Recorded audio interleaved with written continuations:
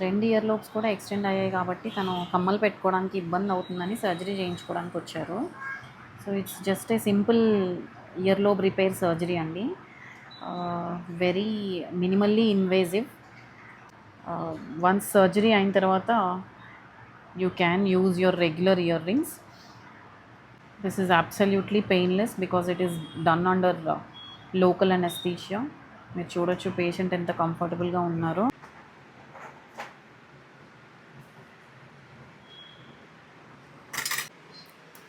Surgery అయిన తర్వాత తన రొటీన్ యాక్టివిటీస్ అన్నీ చేసుకోవచ్చు.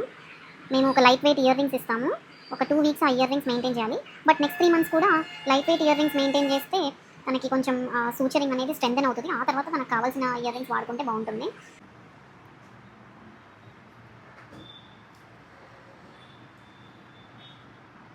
తిను 2 ఇయర్ లోబ్ రిపేర్స్ చేయించుకుంటున్నారండి.